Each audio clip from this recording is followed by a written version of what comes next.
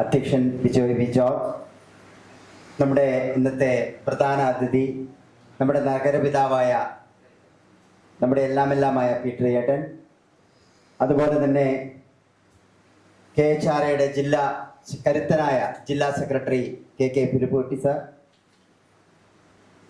KHRAയുടെ കോട്ടയം ജില്ലാ രക്ഷാധികാരി ബേബി ചേട്ടനോമ്പള്ളി, അതുപോലെ കുറച്ച് കഴിയുമ്പോൾ ഇവിടെ എത്തുന്ന നമ്മുടെ മരിയ സദനം സന്തോഷ് ഏട്ടൻ, നമ്മുടെ KHRAയുടെ 2025 ചാരിറ്റി പാലാ യൂണിറ്റിൻ്റെ ചാരിറ്റി ഏറ്റുവാങ്ങാനായിട്ട് ഇവിടെ വരുന്ന മരിയ സദനം സന്തോഷ് ഏട്ടൻ, അതുപോലെ തന്നെ പാലാ യൂണിറ്റിൻ്റെ രക്ഷാധികാരി നമ്മുടെ സീനിയർ നേതാവായ ദിൽസ ചേട്ടൻ, നമ്മുടെ വൈസ് പ്രസിഡന്റായ ബേബി ചേട്ടൻ, പാലാ യൂണിറ്റിൻ്റെ ട്രഷറർ ജേക്കബ് ചേട്ടൻ, പിന്നെ എല്ലാമായ മെമ്പർമാർ,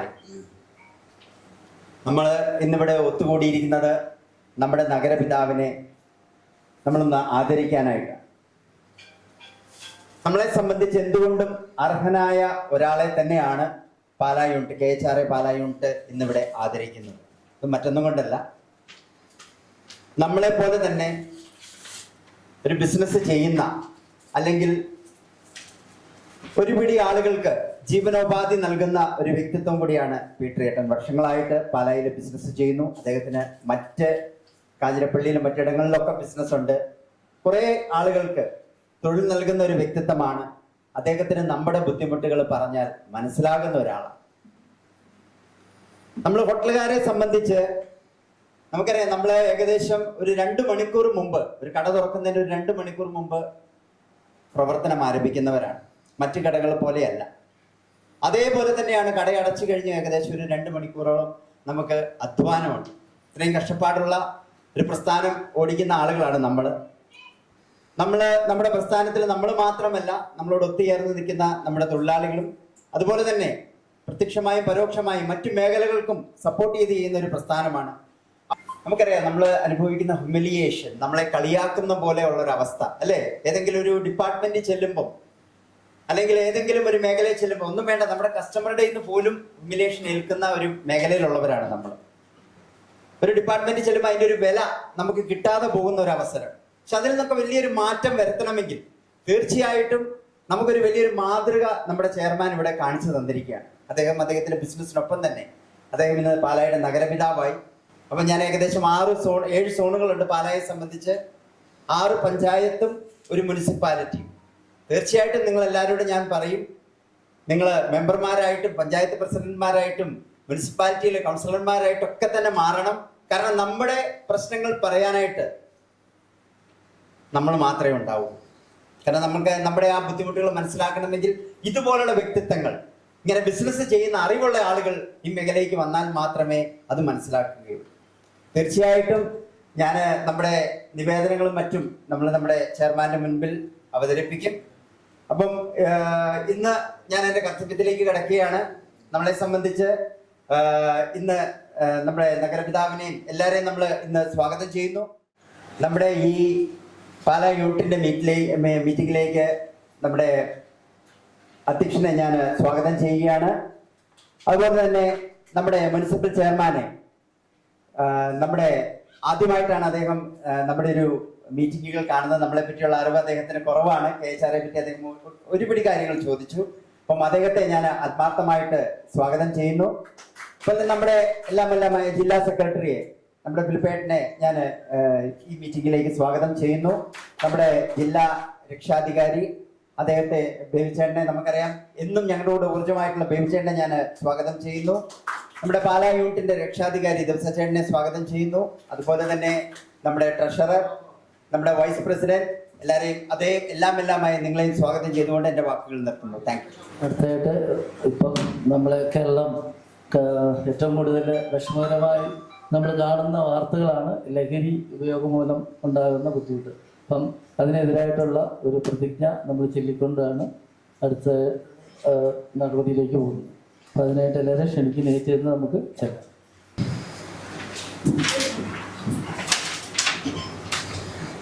മാനവരാശിയെ തകർക്കുന്ന മാരക വിപത്താണ് മയക്കുമരുന്ന് എന്ന യാഥാർത്ഥ്യം ഞങ്ങൾ തിരിച്ചറിയുന്നു. മയക്കുമരുന്നുകളുടെ ഉപയോഗം അത് ഉപയോഗിക്കുന്ന വ്യക്തികളോടൊപ്പം കുടുംബത്തെയും സമൂഹത്തെയും പൂർണ്ണമായി നശിപ്പിക്കുമെന്നും ഞങ്ങൾ മനസ്സിലാക്കുന്നു.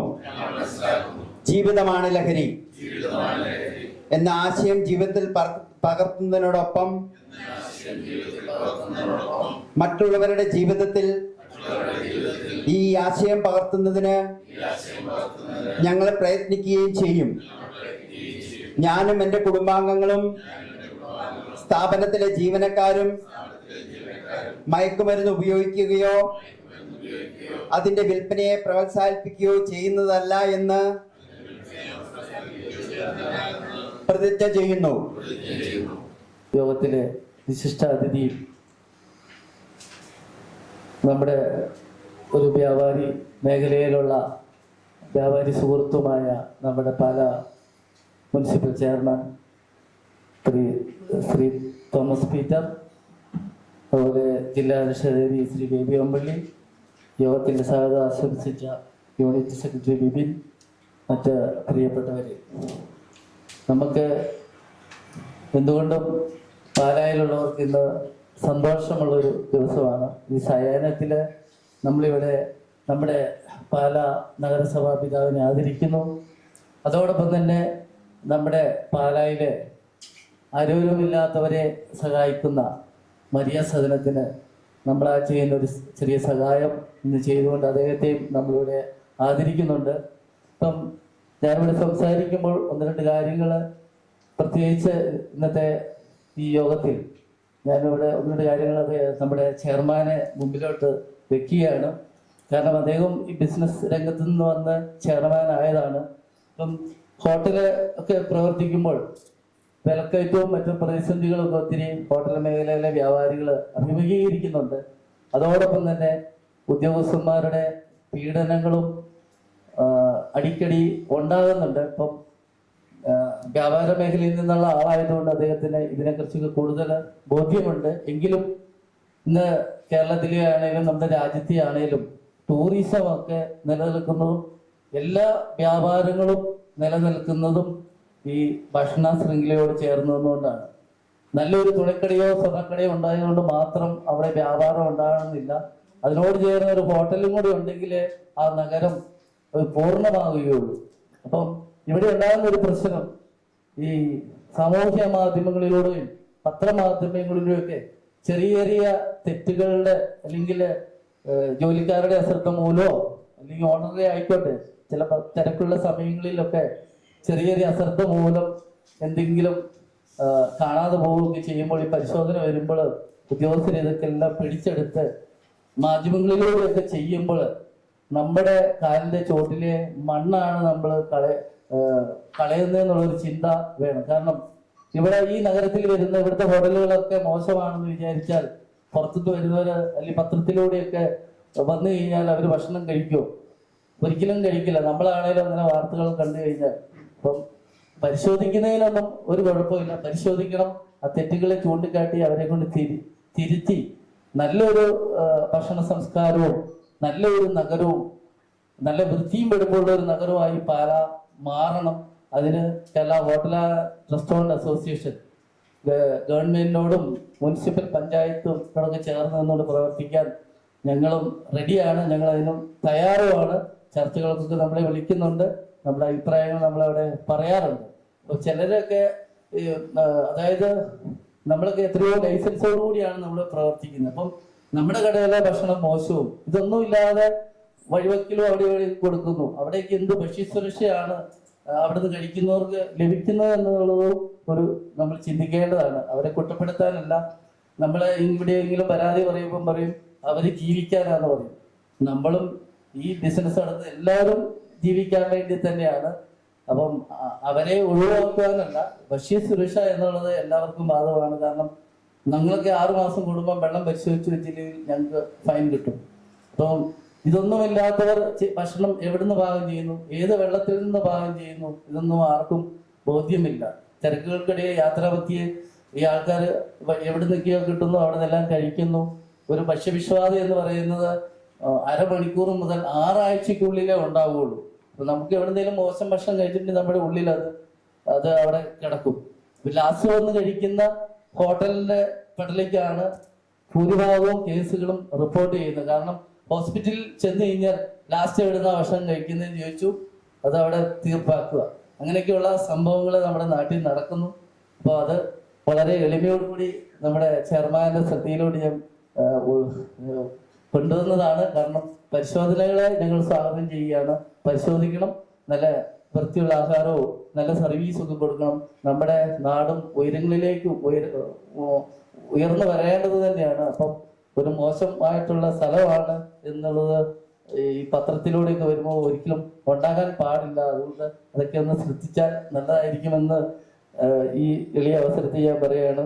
അതുപോലെ മറ്റ് ഇന്നിപ്പം വലിയ സംഘത്തിലെ സന്തോഷം ഏകദേശം ഇപ്പം തന്നെ എത്തും എന്നാണ് അറിയിച്ചിരിക്കുന്നത്. അപ്പൊ അദ്ദേഹത്തിന്റെ പ്രവർത്തനങ്ങളെയൊക്കെ നമ്മൾ ഒരിക്കലും തള്ളിക്കളയാൻ കഴിയില്ല. കാരണം ഓരോ പഞ്ചായത്തിൽ നിന്നും മുനിസിപ്പാലിറ്റിയിൽ നിന്നും അല്ലെങ്കിൽ ഹെൽത്തിൽ നിന്നൊക്കെ ആവശ്യപ്പെടുമ്പോൾ അവിടെ കൊണ്ടുവരുന്നവരെല്ലാം കൈ നീട്ടി അദ്ദേഹം സ്വീകരിച്ചുകൊണ്ട് അവർക്ക് വേണ്ട സേവനങ്ങൾ ചെയ്യുന്നതാണ്. അത്തരത്തിലുള്ള വ്യക്തികളെ നമുക്ക് ഒരിക്കലും KHRA പോലെയുള്ള ചാരിറ്റി കൂടുതൽ ചെയ്യുന്ന നമ്മുടെ സംഘടനയ്ക്ക് കണ്ടില്ലെന്ന് അടിക്കാൻ കഴിയില്ല. അപ്പോൾ അത് അദ്ദേഹത്തെയും ഈ ഇന്നത്തെ ഈ യോഗത്തിൽ നമ്മൾ ആദരിക്കുന്നുണ്ട്. അപ്പോൾ അദ്ദേഹത്തിന്റെ പ്രവർത്തനങ്ങളെല്ലാം അഭിനന്ദിച്ചുകൊണ്ട് ഈ പാലായില് ചെയർമാനായി വന്ന തോമസ് പീറ്റർ സാറിന്റെയും പ്രത്യേകിച്ച് വ്യാപാര മേഖലയിൽ നിന്ന് വന്നാണ് അദ്ദേഹത്തിന് കൂടുതൽ കുറഞ്ഞ കാലമേ ഉള്ളൂ എങ്കിലും കൂടുതൽ പ്രവർത്തനങ്ങൾ പാലായുടെ വികസനത്തിന് വേണ്ടി ചെയ്യാൻ അദ്ദേഹത്തിന് സാധിക്കട്ടെ എന്ന് സർവശക്തോട് പ്രാർത്ഥിച്ചുകൊണ്ട് നിർത്തുന്നു. Thank you. കോട്ടയം ജില്ലയിലെ ഈ കഴിഞ്ഞ കമ്മിറ്റിക്കകത്തെടുത്ത തീരുമാനത്തിന്റെ ഭാഗമായിട്ടാണ് യൂണിറ്റ് മീറ്റിങ്ങുകൾ കൂടി റിപ്പോർട്ടുകൾ അവതരിപ്പിച്ച് കൃത്യമായി കണക്ക് അവതരിപ്പിച്ച് റിപ്പോർട്ട് ജില്ലയിലേക്ക് തരിക എന്ന ലക്ഷ്യത്തോടു കൂടി പാലാ യൂണിറ്റിൽ ആരംഭിച്ച ഈ മഹത്തായ ഈ യൂണിറ്റ് മീറ്റിംഗ് ഞാൻ മുനിസിപ്പൽ ചെയർമാന്റെ ശ്രദ്ധയിലേക്ക് കൊണ്ടുവരികയാണ്. കോട്ടയം ജില്ലയിൽ KHRA എന്ന് പറയുന്ന സംഘടന മറ്റിതര സംഘടനകൾക്ക് വ്യത്യസ്തമായിട്ട് ഒരു ചാരിറ്റി സംഘടന ആണെന്നുള്ള ഏറ്റവും വലിയ തെളിവാണ് നമ്മളിപ്പോൾ ചെയ്തുകൊണ്ടിരിക്കുന്ന സുരക്ഷാ പദ്ധതി. അതിൻ്റെ കൂടെ തന്നെ കഴിഞ്ഞ കാലങ്ങളിൽ ബഹുമാനപ്പെട്ട മുനിസിപ്പൽ ചെയർമാന്റെ ശ്രദ്ധ ഞാൻ ഒരു 2016, 17, 18 കാലങ്ങളിലേക്ക് കൊണ്ടുപോവുകയാണ്.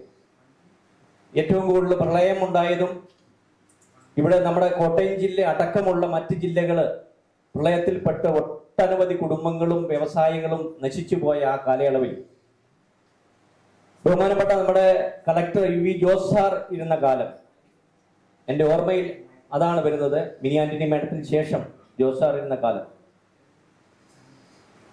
അതായത് ആ വെള്ളപ്പൊക്കം ഉണ്ടായ സമയത്ത് സമൂഹത്തിന് വേണ്ടി ചെയ്ത എന്ത് വലിയ ഒരു പ്രവർത്തനമായിരുന്നുവെന്ന് അന്ന് ഈ പ്രവർത്തനങ്ങളിൽ കൈകോർത്തവർക്കറിയാം. കാരണം 13-ാം ചിറയും 14-ാം ചിറയും 16-ാം ചിറയും എന്ന് പറയുന്ന കോട്ടയത്തിന്റെ ഇതര ഭാഗങ്ങളിൽ വെള്ളം കയറിയിട്ട് പെരയുടെ മുകളിൽ വരെ വെള്ളം കയറി ആൾക്കാർ പെരയുടെ മുകളിൽ ഇരുന്ന കാലത്ത് കടകളിൽ വെന്ത ചോറും കടകളിൽ വെന്ത ബിരിയാണി ചെമ്പുമായിട്ട് ഈ സംഘടന അവിടെ എത്തിയിട്ടുണ്ട്. പല കാലങ്ങളിലും മാറി മാറി വന്ന ജനപ്രതിനിധികൾ ആവശ്യപ്പെട്ടത് പ്രകാരം കോട്ടയം ജില്ലയിലെ ഒട്ടനവധി പ്രവർത്തനങ്ങൾ, അത് പറയുകയാണെങ്കിൽ ഗ്രീൻ കോട്ടയം, അന്നം, പുണ്യം, ശുചിത്വം, മഹത്വം,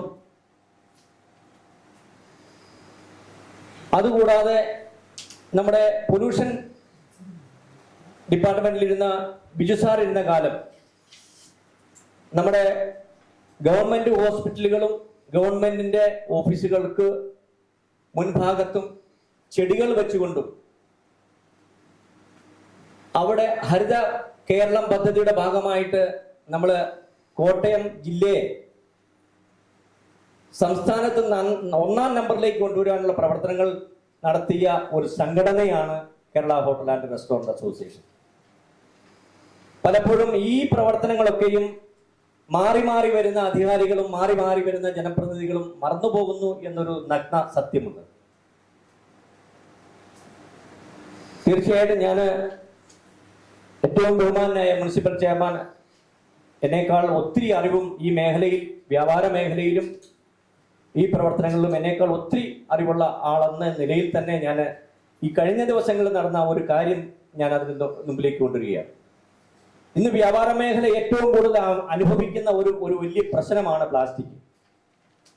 ഈ പ്ലാസ്റ്റിക് എന്ന് പറയുന്ന ഉൽപ്പന്നം, ഈ പ്ലാസ്റ്റിക് എവിടെ നിന്നുണ്ടാകുന്നു, ആരാണ് ഇതിന്റെ അപ്പൻ, അതായത് ആരാണ് ഇതിന്റെ ഹോൾസെയിലർ അല്ലെ ഇതിന്റെ ഉൽപാദകൻ എന്ന് ചോദിച്ചാൽ അത് നമ്മൾ ഇരിക്കുന്ന പലർക്കും അറിയില്ല. ഇന്ത്യ മഹാരാജ്യത്ത് ഇപ്പൊ ഈ നടന്നുകൊണ്ടിരിക്കുന്ന സാധാരണക്കാരായിട്ടുള്ള റീറ്റെയിലർ, അതായത് അന്നത്തെ അവന്റെ കുടുംബം പോറ്റാനും അവന്റെ സഹപ്രവർത്തകരുടെ കുടുംബം പോറ്റാനും വേണ്ടി പെടാപ്പാട് പെടുമ്പോൾ ആ കടകളിലേക്ക് വന്നിട്ട് പ്ലാസ്റ്റിക് പിടിച്ചെടുത്തുകൊണ്ട് 5000-ഉം 10,000-ഉം കുത്തിപ്പിടിച്ച് മേടിക്കുന്ന പല പഞ്ചായത്തുകളിലും പല മുനിസിപ്പാലിറ്റികളും ഈ കഴിഞ്ഞ മാസം നടന്നു. ഞാൻ ഒരേ ഒരു ചോദ്യമാണ് ഞാൻ ബഹുമാനപ്പെട്ട ചോദ്യം ചോദിക്കാനുള്ള അവകാശം ഇല്ലെങ്കിൽ പോലും വ്യാപാര മേഖലയിൽ ഇരിക്കുന്ന അദ്ദേഹത്തോട് നമ്മുടെ ഒരു വലിയ അറിവുള്ള വ്യാപാര മേഖലയിലുള്ള ആളെന്ന നിലയിലാണ് ഈ ചോദ്യം ഞാൻ ചോദിക്കുന്നത്. ഈ പ്ലാസ്റ്റിക് എന്ന് പറയുന്ന ഉൽപ്പന്നം ഉൽപാദന സ്ഥലത്ത് നിർത്തിയാൽ ഈ ഹോൾസെയിലറിന്റെ കയ്യിലോ റീറ്റെയിലറിന്റെ കയ്യിലോ വരത്തില്ലല്ലോ. ഈ പ്ലാസ്റ്റിക് എവിടെയാണ് ഉൽപ്പാദിപ്പിക്കുന്നത്, ആരുടെയാണിത്? അതായത് പഴയ മുൻകാലങ്ങളിൽ പെട്രോളിയം ഇന്ധനത്തിന്റെ അവശിഷ്ടമായിട്ട് നമ്മുടെ കടലിൽ കൊണ്ട് കത്തിച്ചുകൊണ്ടിരുന്ന ഏറ്റവും ലാസ്റ്റ് കണിയാണ് ഈ പ്ലാസ്റ്റിക് ആയിട്ട് റീസൈക്ലിങ്ങിലൂടെ പ്ലാസ്റ്റിക് ആയിട്ട് വരുന്നത്. എന്റെ അറിവ് ശരിയാണെങ്കിൽ സാറ് അത് അങ്ങനെയാണോ? എനിക്ക് അങ്ങനെയാണ് എനിക്ക് കിട്ടിയ അറിവ്. തീർച്ചയായിട്ടും ഇതിന്റെ ആരാണ് ഇതിന്റെ ഈ പെട്രോളിയം നമ്മുടെ രാജ്യത്ത് ഇന്ത്യ മഹാരാജ്യത്തിന്റെ പെട്രോളിയത്തിന്റെ ഉൽപാദനം ആരുടെ കയ്യിലാണ്? പെട്രോളിയം മുഴുവൻ ഈ ഇന്ത്യ മഹാരാജ്യത്ത് വരുന്ന മുഴുവൻ പെട്രോളും ഡീസലും എന്തൊക്കെ പെട്രോളിയം ഇന്ധനമുണ്ടോ അതിന്റെ എല്ലാം ഒരേ ഒരാളാണ്,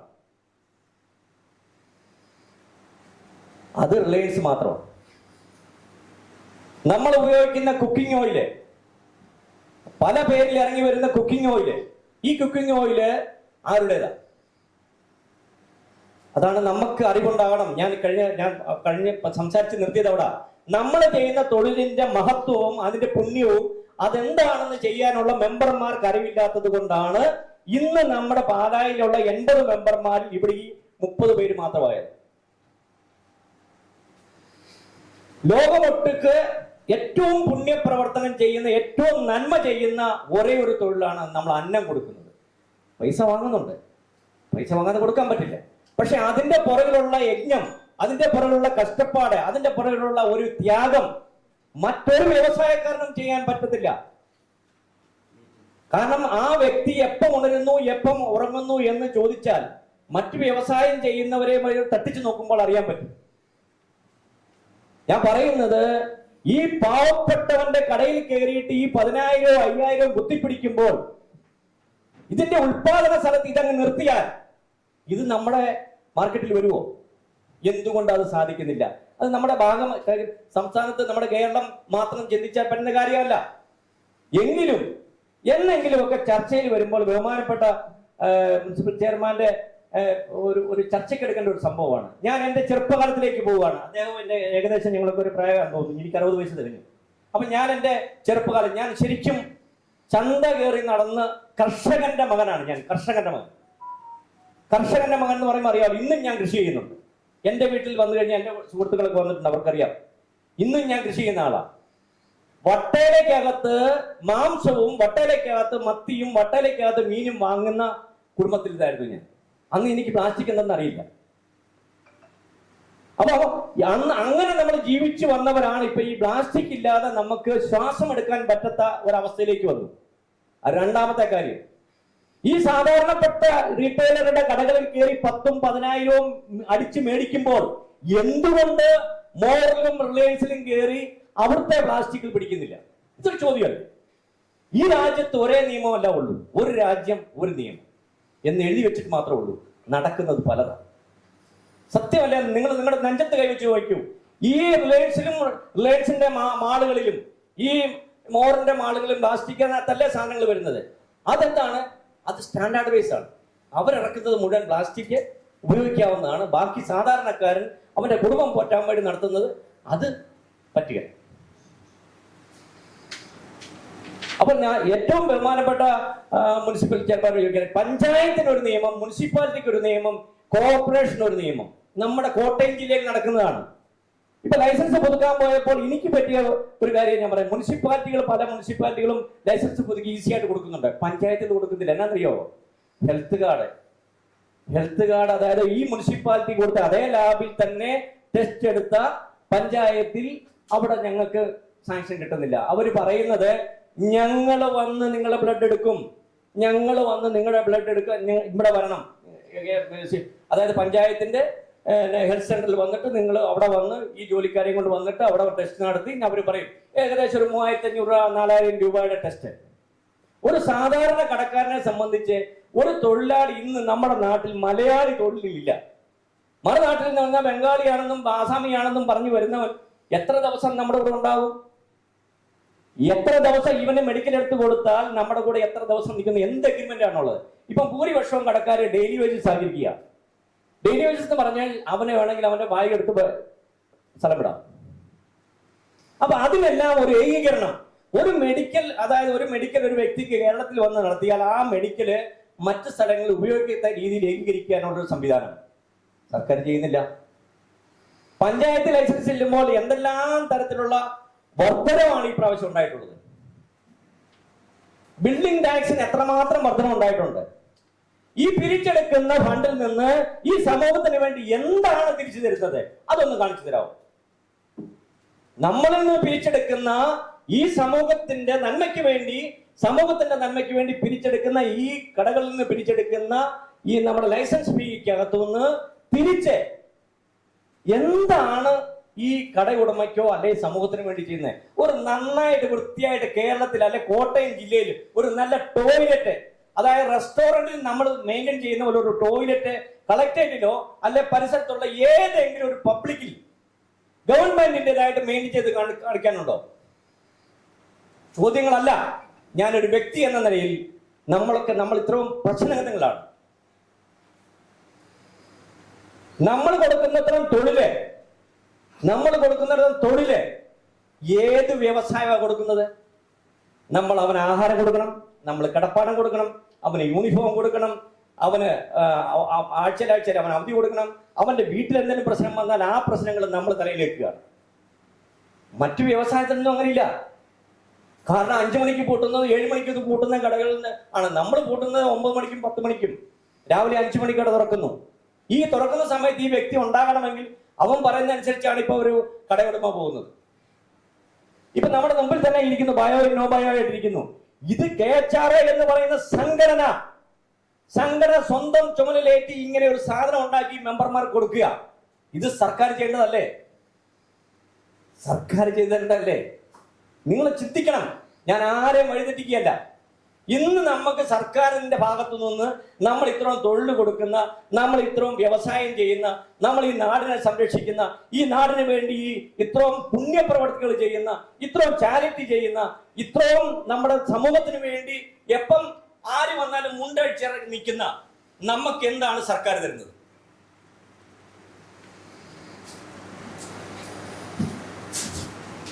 അപ്പൊ ഞാൻ പറഞ്ഞത്, സാറ് നമ്മുടെ നല്ല ഒരു വ്യാപാര മേഖലയിൽ വേദനകളും തൊഴിലാളികളെ വെച്ചുള്ള ബുദ്ധിമുട്ടുകളൊക്കെ മനസ്സിലാക്കുന്ന വ്യക്തി എന്ന നിലയിൽ പറയുകയാണ്. ഇവിടുത്തെ ടൂറിസം ആരാ നശിപ്പിച്ചത്? ഒന്ന് പുറകോട്ടുമൊക്കെ എല്ലാ 3 മാസം കൂടുമ്പോഴും ഒന്നീ പക്ഷിപ്പനി ഉണ്ടാവും, അല്ലെങ്കിൽ ഇവിടെ പശുക്കൾക്ക് പനി ഉണ്ടാവും, അല്ലെങ്കിൽ ഇവിടെ കെടുതികൾ ഉണ്ടാവും. ഇവിടെ മാത്രമേ കെടുതികളുള്ളൂ. കേരളത്തിൽ ഏത് സമയം നോക്കിയാലും 3 മാസം കൂടുമ്പോൾ നമുക്കിവിടെ ഓരോ വിഷയങ്ങളാണ്. ആര് വരും പുറത്തുനിന്ന് ഇവിടെ? ഞാൻ കഴിഞ്ഞ മുമ്പത്തെ മാസം ഒരു മീറ്റിംഗിന്റെ ഭാഗമായിട്ട് ബാങ്കോക്കിൽ പോയി. ഞാൻ അങ്ങോട്ട് പോയത് ലക്ഷ്യം തന്നെ ഇനി ഇവിടെ ഉള്ളവർ നിങ്ങളൊക്കെ പോകണം. ഈ തായ്ലാൻഡ് എന്ന് പറയുന്നത് നമ്മളൊരു വേറെ ഭാഷയാണ് ഉപയോഗിക്കുക. തായ്ലാൻഡ് വേറെ മോശമായ, അതൊരു അനാശാസ്യം നടക്കുന്നതെന്ന് പറയും. നമ്മുടെ നാട്ടിൽ നടക്കുന്നില്ലേ? നമ്മുടെ ഇന്ത്യയിൽ നടക്കുന്നില്ലേ? ഞാൻ ഇന്ത്യയിലെ കോണാകോണിൽ പോയി ജോലി ചെയ്തിട്ട് വന്ന വ്യക്തിയാണ്. ഡൽഹിയിലില്ലേ, ആഗ്രയിലില്ലേ, ബോംബെയിലില്ലേ, കൽക്കട്ടയിലില്ലേ, എവിടെയാ ഇല്ലാത്തത്? പക്ഷെ അതെല്ലാം ലൈസൻസീവായിട്ട് നടത്തുന്നു മാത്രമേ ഉള്ളൂ. അവിടുത്തെ ടൂറിസം കണ്ടിട്ട് ഞെട്ടിപ്പോയി.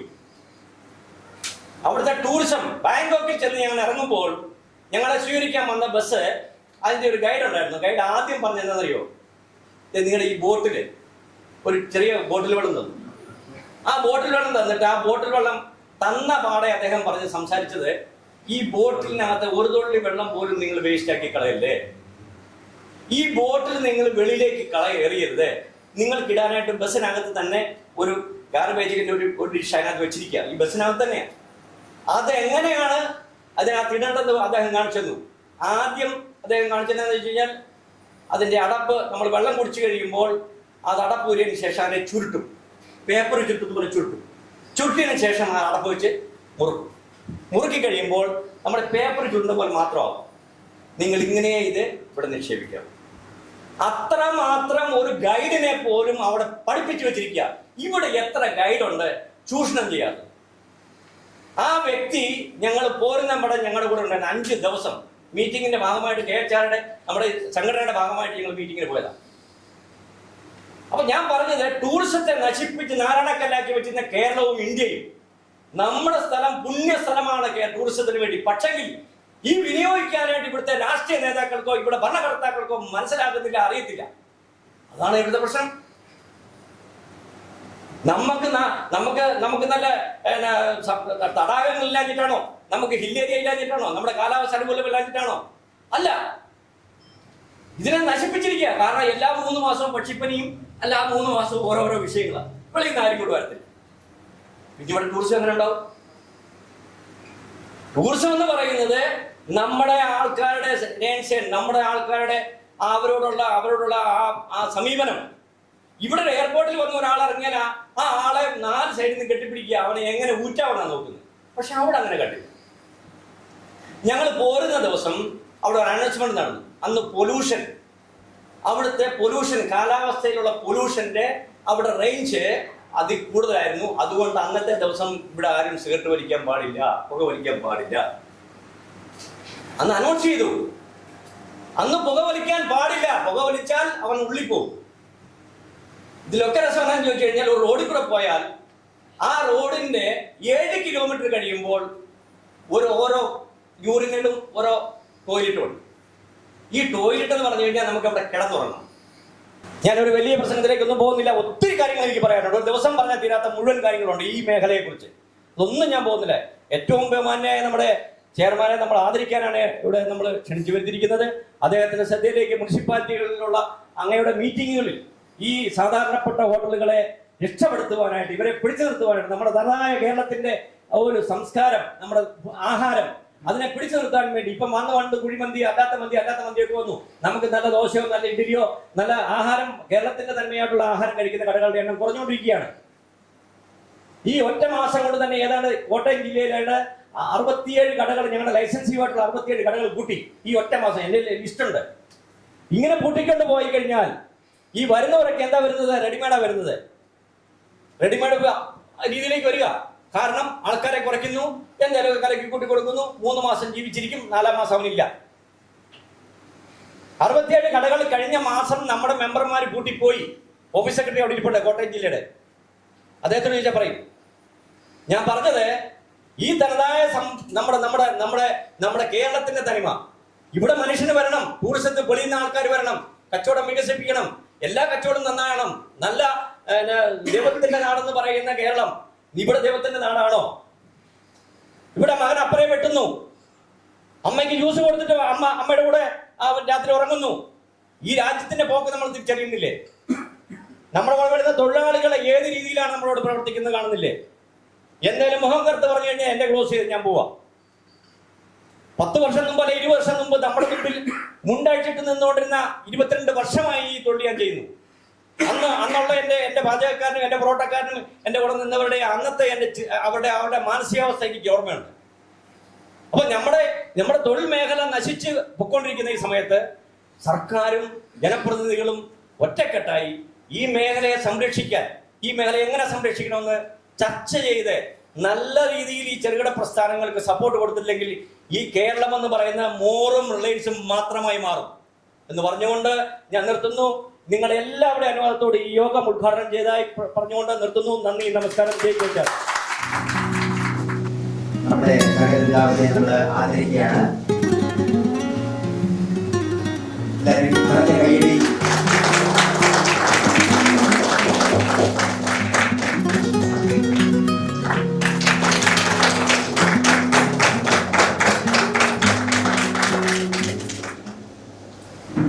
ഈ യോഗത്തിന്റെ അധ്യക്ഷൻ കേരള ഹോട്ടൽ ആൻഡ് റെസ്റ്റോറന്റ് അസോസിയേഷന്റെ Pala unit president Shri Bijoy B George, യോഗം ഉദ്ഘാടനം ചെയ്ത KHRA കോട്ടയം ജില്ലയുടെ secretary Shri KK Philip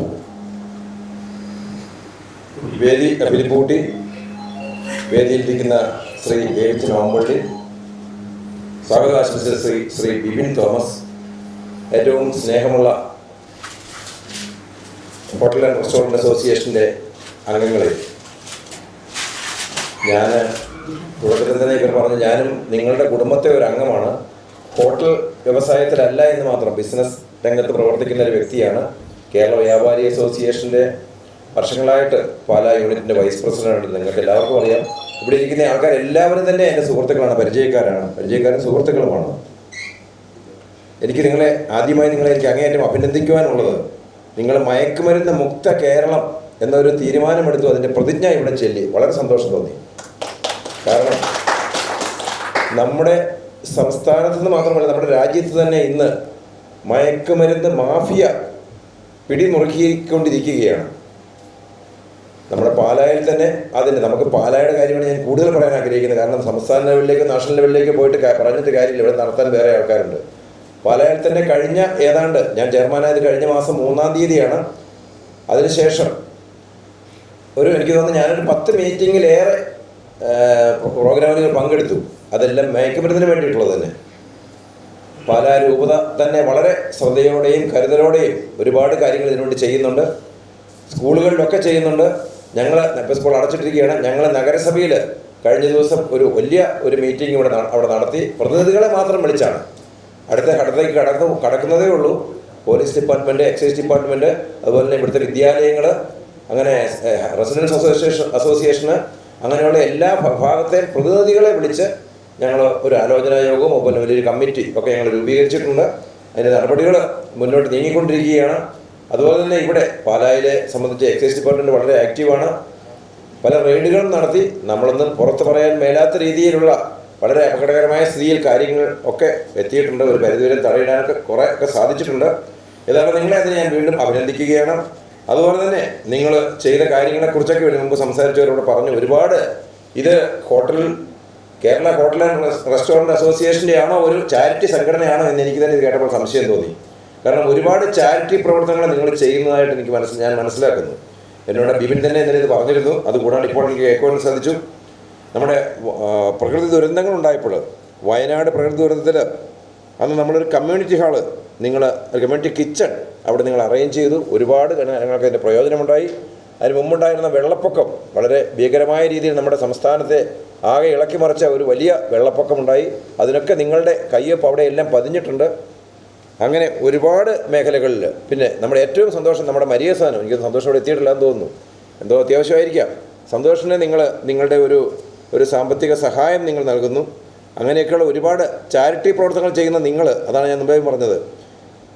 hotel and restaurant അസോസിയേഷനിലെ അംഗങ്ങളുടെ താല്പര്യമാണോ നിങ്ങൾ സംരക്ഷിക്കുന്നത്? അത് നിങ്ങൾ നാട്ടിലെ ചാരിറ്റി പ്രവർത്തനങ്ങൾ കാണാൻ മുൻതൂക്കം കൊടുക്കുന്നതെന്ന് എനിക്ക് സംശയമുണ്ട്. പിന്നെ നിങ്ങളുടെ ജില്ലാ സെക്രട്ടറി ശ്രീ ഫിലിപ്പ് കുട്ടി കുറേ കാര്യങ്ങൾ വളരെ ആവേശത്തോടുകൂടി പറഞ്ഞു. അതെല്ലാം തന്നെ ഞാൻ അംഗീകരിക്കുന്നത് ശരിയാണ്. ഞാനും ഇതിനു വേണ്ടിയിട്ട് തന്നെ ഒത്തിരി കാലം മെനക്കെട്ടതാണ്. കഴിഞ്ഞ 14 വർഷം കഴിഞ്ഞതേ ഉള്ളൂ ഞാൻ ഈ രംഗത്തേക്ക് കടന്നു വന്നിട്ട് ജനപ്രതിനിധിയായിട്ട്. അതും ഇങ്ങനെയുള്ള ചില ബുദ്ധിമുട്ടുകൾ ഞാൻ ഓരോന്നെടുത്ത് പറയുന്നൊന്നുമില്ല.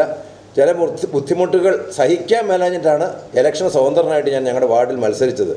എന്നെക്കൊണ്ട് ചെയ്യാവുന്നത് അതേ ഉണ്ടായിരുന്നുള്ളൂ. മത്സരിച്ചു, ജയിച്ചു, കൗൺസിലറായി, സ്റ്റാൻഡിംഗ് കമ്മിറ്റി ചെയർമാനായി. അതിനുശേഷം മുനിസിപ്പൽ ചെയർമാനുമായി. ഈ മുനിസിപ്പൽ ചെയർമാൻ എന്നുള്ള നിലയിൽ നിങ്ങൾ മനസ്സിലാക്കേണ്ട കാര്യമാണ്, എനിക്ക് ചെയ്യാവുന്ന പരിമിതിയിൽ നിന്നുകൊണ്ട് ഞാൻ ചെയ്യും, തീർച്ചയായിട്ടും ചെയ്യും. കാരണം നിങ്ങൾക്ക് മാത്രമല്ല, പാലാ നഗരസഭയിലുള്ള 22,060 ജനങ്ങൾ ഉണ്ട്. അവർക്ക് വേണ്ടിയിട്ട് പരമാവധി ചെയ്യണമെന്ന് ഞാൻ അങ്ങേയറ്റം ആഗ്രഹിക്കുന്നു. എനിക്ക് അധികം കാലമൊന്നുമില്ല, 8 മാസമേ ഉള്ളൂ. 1 മാസം ഓൾറെഡി കഴിഞ്ഞു പോയി. എങ്കിലും ചെയ്യാൻ ഞങ്ങൾ ആരംഭിച്ചിട്ടുണ്ട്. ഞങ്ങൾ കൗൺസിലേഴ്സ്, ഞങ്ങൾ 26 പേരിൽ ഞങ്ങൾ ഒരാൾ സ്ഥലത്തില്ല. മറ്റ് സ്ഥലത്തുള്ള 13 പേർ ഒറ്റക്കെട്ടാണ്. ബാക്കിയുള്ളവരും സഹകരിക്കുന്നുണ്ട്. എങ്കിലും അവരുടെ സഹകരണം രാഷ്ട്രീയപരമായിട്ട് ചിലപ്പോൾ അങ്ങോട്ടും ഇങ്ങോട്ടും മാറ്റങ്ങൾ ഉണ്ടായേക്കാം. എന്താണ് ഞങ്ങൾ ഉള്ളവർ ഭൂരിപക്ഷം ആൾക്കാരും ഒരു ചരടിൽ കോർത്ത പുഷ്പത്തെ പോലെ ഞങ്ങൾ ശ്രമിക്കുന്നു. ആദ്യം ഞങ്ങളെടുത്ത തീരുമാനം, മുനിസിപ്പാലിറ്റിയിലേക്ക് ഒരാൾ കടന്നു വന്നാൽ അവിടെ വന്ന് തങ്ങളുടെ ആവശ്യങ്ങൾ അറിയിച്ചു, അല്ലെങ്കിൽ തങ്ങളുടെ ആവശ്യങ്ങൾ പറഞ്ഞു, അത് സാധിച്ച് ഇറങ്ങി ചിരിച്ചിട്ട് ഇറങ്ങുക. അതാണ് ഞങ്ങളുടെ തീരുമാനം. ചിരിച്ചിട്ട് താഴോട്ടിറങ്ങുന്ന സ്റ്റെപ്പ് സന്തോഷത്തോടുകൂടിയായിരിക്കും. ഇന്ന് ഞങ്ങളുടെ എഞ്ചിനീയറിംഗ് വിങ്ങിൻ്റെ ഒരു വലിയ, നിങ്ങളൊക്കെ ഒന്ന് കാണേണ്ടതാണ്, വളരെ മനോഹരമായിട്ട് തീർത്ത കുറച്ച് ഭാഗങ്ങളുണ്ട്. മുനിസിപ്പാലിറ്റിയുടെ ഭാഗമാണ്. അതിൻ്റെ ഉദ്ഘാടനം ഞാനായിരുന്നു നിർവഹിച്ചത്. അപ്പോഴും ഞാൻ പറഞ്ഞു, നിങ്ങളോട് എനിക്ക് പറയാനുള്ള ഒന്ന് മാത്രമേ ഉള്ളൂ. എഞ്ചിനീയറിംഗ് വിങ്ങിൽ ഒരുപാട് സ്റ്റാഫുണ്ട്. നമ്മൾ ഇവിടെ ഏറ്റവും കൂടുതൽ പാലായിലെ ജനങ്ങൾ ആശ്രയിക്കുന്ന അല്ലെങ്കിൽ വരുന്ന ഒരു ഭാഗമാണിത്, ഈ എഞ്ചിനീയറിംഗ് ഡിപ്പാർട്ട്മെൻറ്റ്. അപ്പോൾ അവരെ നിങ്ങൾ ഈ രീതിയിൽ കാണണം എന്ന് അവരോടൊക്കെ ഞങ്ങൾ ആവശ്യപ്പെട്ടിട്ടുണ്ട്. സ്റ്റാഫ് മീറ്റിംഗ് ഇതുവരെ വിളിച്ചില്ല, കാരണം മാർച്ച് മാസം ഭയങ്കര തിരക്കായിരുന്നു. രാത്രി 12 വരെയൊക്കെ സ്റ്റാഫ് ജോലി ചെയ്യുന്നുണ്ടായിരുന്നു. അവരെല്ലാവരും ഇപ്പം നല്ലപോലെ സഹകരിക്കുന്നുണ്ട്. അവർ സ്റ്റാഫ് മീറ്റിംഗ് അടുത്ത ദിവസം തന്നെ വിളിക്കാൻ സെക്രട്ടറിയും പറഞ്ഞിട്ടുണ്ട്. നാളെ തിരുവനന്തപുരമാണ്, എങ്കിലും അടുത്ത ആഴ്ച തിങ്കളാഴ്ച വിഷുവാണ്. അതിനടുത്ത ദിവസം ഉടനെ ഞങ്ങൾ വിളിക്കും. അവരോടൊക്കെ ഇതേക്കുറിച്ച് വിശദമായിട്ട് സംസാരിക്കും. കാരണം നിങ്ങളുടെ ബുദ്ധിമുട്ടുകൾ എനിക്കറിയാവുന്നതുപോലെ എനിക്ക് തോന്നുന്നില്ല മുനിസിപ്പാലിറ്റിയുള്ള മറ്റാർക്കെങ്കിലും അറിയാവുന്നത്. കാരണം നിങ്ങളുടെ ബുദ്ധിമുട്ടുള്ള നമ്മളുടെ ബുദ്ധിമുട്ടാണ്. പിന്നെ ഞങ്ങൾക്ക് ചെയ്യാൻ മുമ്പ് ഞാൻ സൂചിപ്പിച്ചതിൽ പരിമിതികളുണ്ട്. ഞാനൊരു നഗരസഭാ ചെയർമാൻ എന്ന് മാത്രമേ ഉള്ളൂ. ഇതല്ലാതെ നിങ്ങളുടെ കാര്യങ്ങളൊക്കെ വളരെ കാര്യങ്ങളാണ് പറഞ്ഞതൊക്കെ ശരിയാണ്. അതൊക്കെ പരിഹരിക്കാൻ എനിക്ക് ഒരു പരിധി കഴിഞ്ഞ് സാധിക്കുകയില്ല. അത് നിങ്ങളുടെ സംസ്ഥാന ലെവലിൽ നിങ്ങൾ ഇടപെടണം. അല്ലാതെ ഈ പാലാ മാത്രം പോരാ, നിങ്ങളുടെ ജില്ലയും സംസ്ഥാന ലെവലിൽ നിങ്ങൾ ഗവൺമെൻറ്റിനോട് നിങ്ങളുടെ പ്രതിനിധികൾ അറിയിക്കേണ്ട രീതിയിൽ അറിയിച്ചാൽ എനിക്കറിയാം 90% പല കാര്യങ്ങളും പരിഹരിക്കപ്പെടും. അങ്ങനെ നമുക്ക് മുന്നോട്ട് പോകാൻ പറ്റുകയുള്ളൂ. എല്ലാവിധ പിന്തുണയും എന്നെക്കൊണ്ട് ചെയ്യാൻ പറ്റുന്നതിന് പരമാവധി ഞാൻ ചെയ്യാം. ഞങ്ങൾക്ക് പറ്റുന്ന വേദികളിലൊക്കെ ഞാനിത് തീർച്ചയായിട്ടും അവതരിപ്പിക്കാം. അതേ എനിക്ക് നിങ്ങളോട് പറയാനുള്ളൂ. കാരണം അങ്ങനെയാണ് നമ്മുടെ ജനാധിപത്യ രാഷ്ട്രത്തിൻ്റെ കാര്യങ്ങളൊക്കെ. അങ്ങനെയാണ് ഞാൻ ഇതിൽ ഇടിച്ചു കയറിയതാണ്. ഞാൻ മുമ്പ് സൂചിപ്പിച്ചു. എനിക്ക് വന്ന ഇമ്പാക്റ്റ്, എനിക്ക് വന്ന ഷോക്ക് അത്രമാത്രം ഭീകരമായിരുന്നു. ഞാനതേക്കുറിച്ചൊന്നും ഇങ്ങോട്ട് വിശദീകരിക്കുന്നില്ല. അങ്ങനെയാണ് ഞാൻ ഇടിച്ചു കയറിയത്. എന്ന് പറഞ്ഞതുപോലെ സാധിക്കുമെങ്കിൽ നിങ്ങളുടെ പ്രതിനിധികൾ തന്നെ സമയവും സൗകര്യവും ഒക്കെ ഉള്ളവർ ഇടിച്ചു കയറാൻ ശ്രമിക്കുക. ഭരണത്തിൽ പങ്കാളികളായാൽ നമുക്ക് കുറേയൊക്കെ അതിൻ്റെ സ്വാധീനിക്കാം. കാരണം വ്യാപാരികൾക്ക് അധികാരത്തിനോട് വലിയ നോട്ടമില്ല. അവർക്ക് എങ്ങനെയെങ്കിലും പണം ഉണ്ടാക്കണം അല്ലെങ്കിൽ സമ്പാദിക്കണം എന്നൊരു ചിന്തയുള്ളൂ. സമ്പാദിക്കാൻ നിവൃത്തികേടിൻ്റെ പുറത്താണ്. ഞാൻ പല വേദികളിലും പ്രസംഗിച്ചിട്ടുണ്ട്.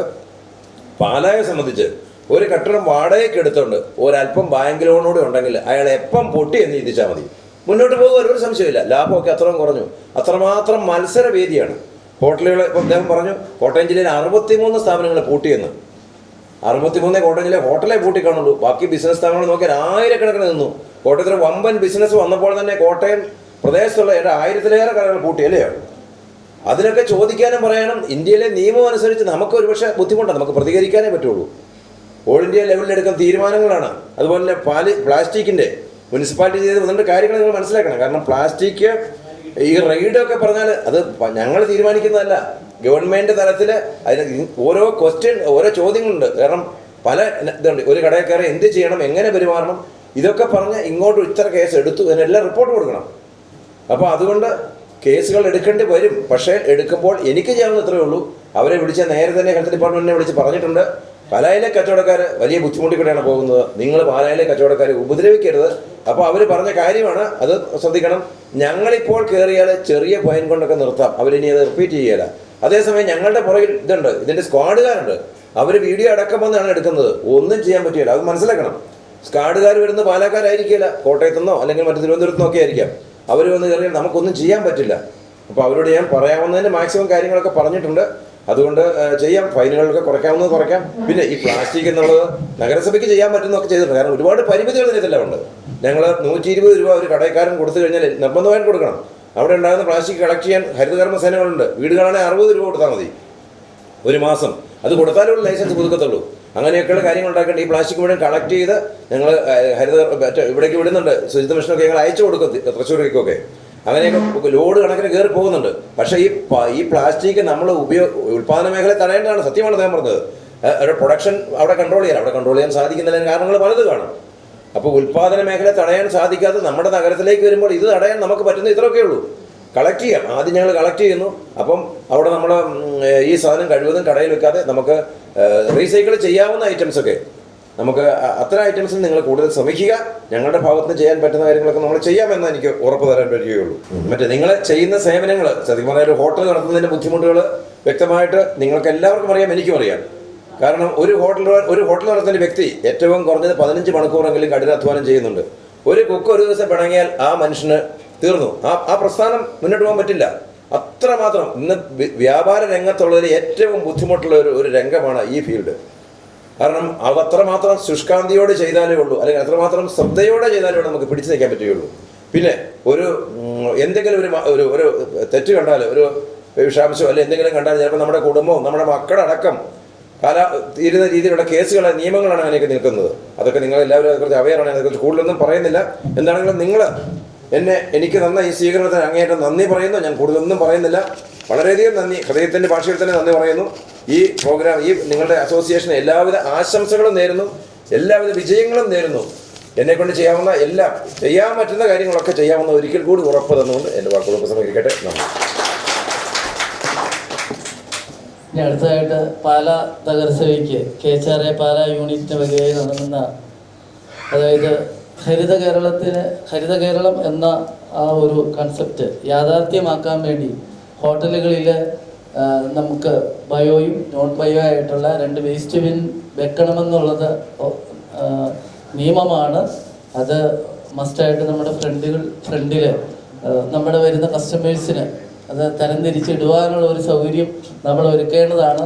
അപ്പം നമ്മളെന്നും ഗവൺമെൻറ്റിനോട് ചേർന്ന് തന്നെയാണ് നിൽക്കുന്നത്.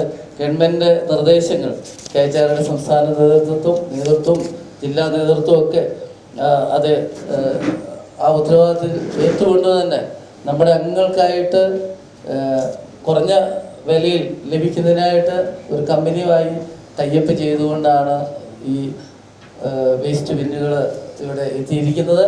അപ്പം നഗരസഭയ്ക്ക് നമ്മൾ KHRA വകയായിട്ട് നൽകുന്നു. അത് സ്വീകരിക്കുന്നതിനായി ബഹുമാനപ്പെട്ട ചെയർമാനെ, അത് നൽകുന്നതിനായി കോട്ടയം ജില്ലാ KHRA സെക്രട്ടറി KK പിൽപ്പൂട്ടിയെയും സാദരം ക്ഷണിച്ചുകൊള്ളുന്നു. എല്ലാവർക്കും ഒരു നീണ്ട കൈയടിയോടുകൂടി നമുക്കിത് നമ്മുടെ നഗരവും നമ്മുടെ സ്ഥാപനങ്ങളും വൃത്തിയായി സൂക്ഷിക്കുക എന്നുള്ളതാണ്. ഇത് നമ്മുടെയും കൂടെ ഉത്തരവാദിത്വമാണ്. എന്തൊക്കെ പ്രതിസന്ധികളുണ്ടെങ്കിലും എന്തൊക്കെ പോരായ്മകളുണ്ടെങ്കിലും നമ്മുടെ സ്ഥാപനങ്ങളൊക്കെ വൃത്തിയായിട്ട് നമ്മൾ സൂക്ഷിക്കണം. അപ്പം അതിനായിട്ടുള്ള ഒരു സംരംഭമാണ്, അതിൻ്റെ ഒരു തുടക്കം പാലായിൽ നിന്ന് ഇവിടെ ആരംഭിക്കുകയാണ്. എല്ലാവരും നിറഞ്ഞ കയ്യടികളോടുകൂടി ഈ വേസ്റ്റ് ബിൻ നമുക്ക് വേണ്ടി നമ്മുടെ ആദരണീയനായ ജില്ലാ സെക്രട്ടറി KK പിൽപ്പൂട്ടി അവர்கள் ബഹുമാനപ്പെട്ട പാലാ മുനിസിപ്പൽ ചെയർമാന് നൽകിക്കൊണ്ട് ഇവിടെ നിർവഹിക്കുന്നു.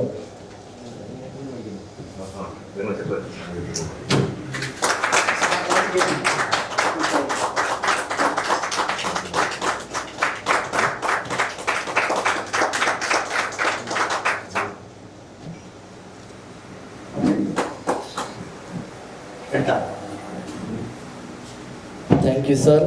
രണ്ടുപേർക്കും ഞാൻ നന്ദി പറഞ്ഞില്ല, ക്ഷമിക്കണം. ഞാൻ നിങ്ങളെ വേസ്റ്റ് ബിൻ, ഇത്ര മനോഹരമായ വേസ്റ്റ് ബിന്ന് മുനിസിപ്പാലിറ്റിക്ക് തന്നതിന് ഒരു ഒറ്റ വാക്കിൽ അങ്ങേയറ്റം മുനിസിപ്പാലിറ്റി എല്ലാവിധ നന്ദിയും കൂടി എന്നെ കൂടെ പറയുകയാണ്. മുമ്പ് പറയാൻ മറന്നുപോയാണ്. അതിൽ ചേർന്നവർക്കുള്ള സർട്ടിഫിക്കറ്റ് വിതരണം ചെയ്യുന്നതിനായിട്ട് ചെയർമാനെ ക്ഷണിച്ചുകൊള്ളുന്നു. സുരേഷ് MP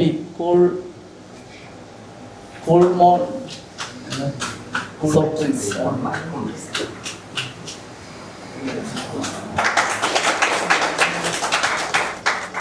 സബ്സ്റ്റാറിലെ അറിയില്ലുണ്ടോ? സബ്സ്റ്റാറിന് മാനേജുണ്ടോ? അടുത്തത് രാജൻ VG, അദ്ദേഹത്തിൻ്റെയും വൈഫിൻ്റെയും ഏറ്റുവാങ്ങാൻ അദ്ദേഹം ശ്രമിക്കുന്നു.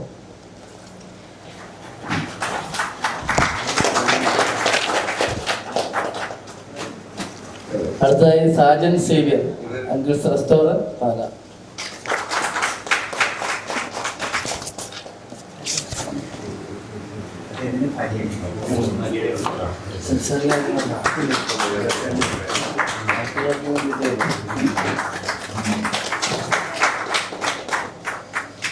Okay, thank you sir.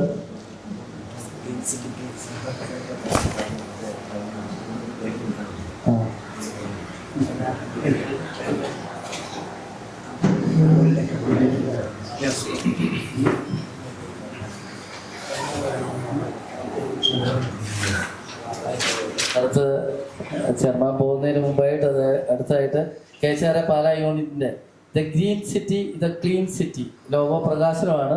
അപ്പം നമ്മൾ പഞ്ചായത്ത്, മുനിസിപ്പാലിറ്റി, ഗവൺമെന്റിനോട് ചേർന്നുകൊണ്ട് നമ്മളാലാവുന്ന നമ്മളെ കൊണ്ട് കഴിയുന്ന കാര്യങ്ങൾ ചെയ്യുക എന്നുള്ളതാണ് ഇതുകൊണ്ട് ഉദ്ദേശിക്കുന്നത്.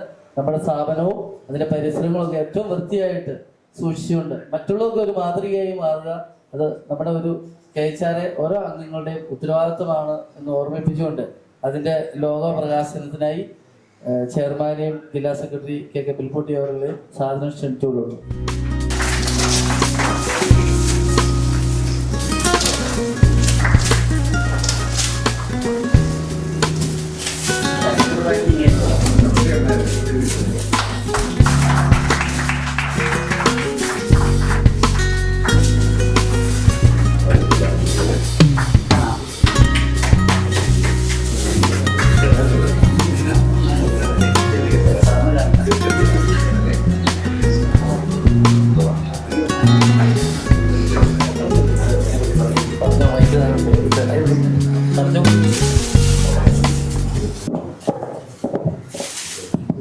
ഈ പദ്ധതി എന്താണെന്ന് പറയാം.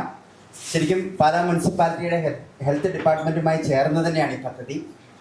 ഇന്ന് ഇവിടെ മഹാറാണിയുടെ പ്രതിനിധി ഇവിടെ ഉണ്ട്, നമ്മുടെ മെമ്പർ തന്നെയാണ്.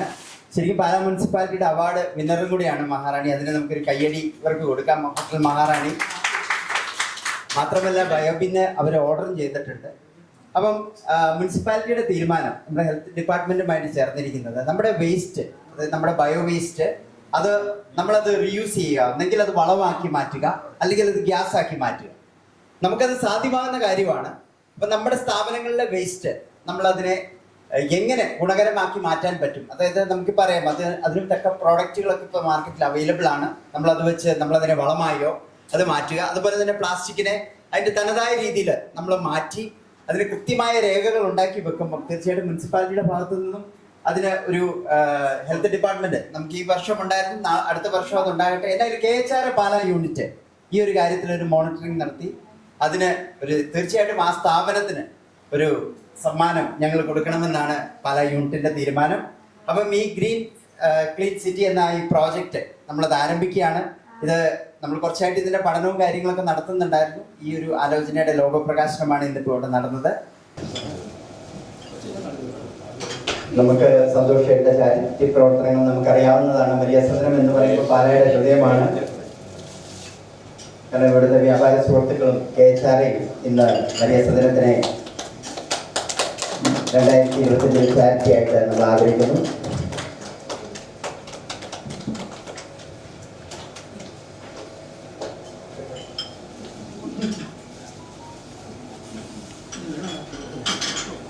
മെമ്മന്റോ നൽകി അദ്ദേഹത്തെ ആദരിക്കാനായിട്ട് നമ്മുടെ ജില്ലാ സെക്രട്ടറി, പാലാ യൂണിറ്റ് പ്രസിഡന്റും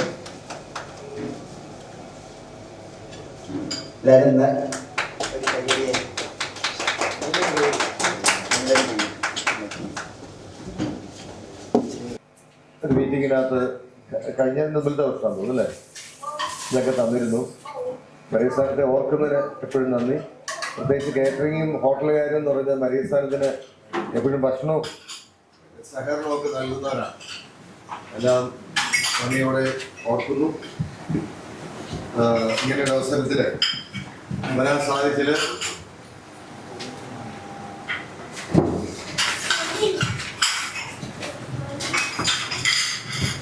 സംഘടനകളും കൂട്ടായ്മകളും ഒക്കെ എപ്പോഴും നമുക്ക് ഒരു പോസിറ്റീവ് എനർജി തരുന്നതാണ്.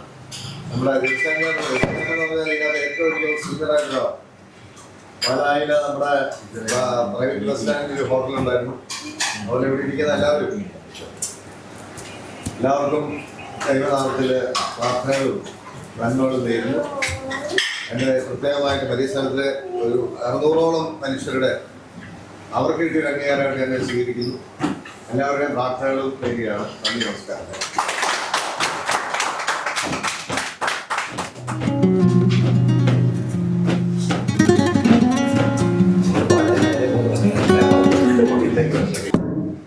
ഈ മീറ്റിംഗിൽ പങ്കെടുത്ത ഈ മീറ്റിങ്ങിലൂടെ വന്ന് എത്തിച്ചേരുകയും പങ്കെടുക്കുകയും ചെയ്ത എല്ലാവർക്കും നന്ദി അറിയിച്ചുകൊണ്ട് ഞാൻ എൻ്റെ വാക്കുകൾ സംഘടിപ്പിക്കുന്നു. നന്ദി, നമസ്കാരം.